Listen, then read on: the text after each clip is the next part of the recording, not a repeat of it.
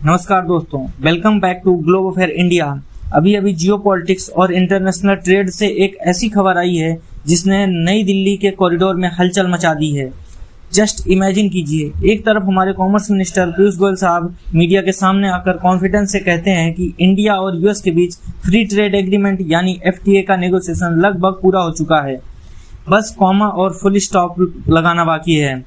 लेकिन ठीक उसी वक्त पर्दे के पीछे से अमेरिका इंडिया के पीठ पर एक नया इकोनॉमिक बम फोड़ देता है। जैसा कि आप हेडलाइन में देख रहे हैं, यूएस ट्रेड रिप्रेजेंटेटिव यानी यूएसटीआर ने इंडिया पर 12.5% की एडिशनल टैरिफ प्रपोज कर दी है, और वो भी एक बहुत ही संगीन आरोप के साथ, फोर्स्ड लेबर यानी जबरदस्ती मजदूरी करवाना। लेकिन क्या सच में इंडिया अपने एक्सपोर्ट में फोर्स्ड लेबर यूज कर रही है, या फिर ये अमेरिका की तरफ से किया गया एक classic ruthless geopolitical arm twisting? Welcome to Globe Affair India. मैं हूं आपका दोस्त रोहित यदुवंशी। अगर आपको ग्लोबल अफेयर्स, इंटरनेशनल रिलेशंस और इंडिया की बदलती हुई मिलिट्री डिप्लोमेसी को समझने में इंटरेस्ट है तो इस चैनल को अभी सब्सक्राइब कर कहानी को ध्यान से समझिए। US trade representative Jamieson Greer ने section 301 of the trade act of 1974 के तहत एक 92 पेज की रिपोर्ट पब्लिक की है। इस रिपोर्ट में टोटल 60 इकोनॉमीज को टारगेट किया गया है। यूएस का कहना है कि ये देश ग्लोबल सप्लाई चेन में फोर्स्ड लेबर से बने प्रोडक्ट को रोकने में कंप्लीटली फेल रहे हैं। अब अमेरिका ने यहाँ पर 2 ब्रैकेट बनाए हैं। 10% ब्रैकेट, इसमें उन्होंने कनाडा, मैक्सिको, पाकिस्तान और यूरोपियन यूनियन को रखा है। क्यों? क्योंकि यूएस के मुताबिक इन देशों के पास फोर्स्ड लेबर इंपोर्ट को रोकने के लिए थोड़ा बहुत कानून या कमिटमेंट। 12.5% हैवी ब्रैकेट, इसमें उन्होंने इंडिया को चाइना, जापान, ब्राजील और यूके के साथ सबसे खराब परफॉर्मेंस करने वाली कैटेगरी में डाल दिया है। यूएस का साफ कहना है कि इंडिया के पास ऐसा कोई सॉलिड लीगल फ्रेमवर्क या इन्फोर्समेंट नहीं है जो तीसरे देशों से आने वाले फोर्स्ड लेबर गुड्स को ब्लॉक कर सके। यूएस ट्रेड रिप्रेजेंटेटिव का कहना है कि इस डिस्पैरिटी से अमेरिकन वर्कर्स को एक अनलेवल प्लेइंग फील्ड पर compete करना पड़ता है और वो इसे अब और बर्दाश्त नहीं करेंगे। अब आप सोच रहे होंगे कि क्या अमेरिका हमारे इंडियन फैक्ट्रीज पर उंगली उठा रहा है?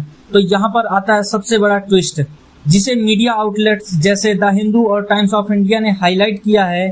Famous trade think tank GTRI global trade research initiative के फाउंडर अजय श्रीवास्तव ने इसका असली सच बताया है। द रियल ट्रैप, यूएस ये बिल्कुल नहीं कह रहा कि इंडियन एक्सपोर्टर अपने फैक्ट्रीज में फोर्स्ड लेबर रख रहे हैं। बात कुछ और है। मसला ये है कि हमारे जो टेक्सटाइल और गारमेंट्स मैन्युफैक्चरर हब हैं, वो कपड़े बनाने के लिए रॉ मटेरियल जैसे यार्न और फैब्रिक बड़े पैमाने पर चाइना से इंपोर्ट करते हैं। अब यूएस को शक है कि चाइना के सिंजियांग रीजन में फोर्स्ड लेबर से बनाए गए कॉटन और यार्न को इंडिया इंपोर्ट करता है और फिर उसी से बनी हुई टी शर्ट और कपड़े अमेरिकन मार्केट में एक्सपोर्ट कर दिए जाते हैं। यानी यूएस चाहता है कि इंडिया अपने बॉर्डर्स पर स्ट्रिक्ट पॉलिसिंग करे और चाइना से आने वाले ऐसे रॉ मटेरियल्स पर बैन लगाए। लेकिन इंडिया के पास पहले से ही बॉन्डेड लेबर सिस्टम एक्ट 1976 मौजूद है।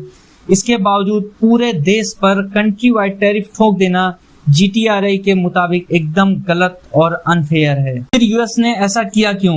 इसके पीछे चल रहा एक गंदा इकोनॉमिक प्रेशर गेम।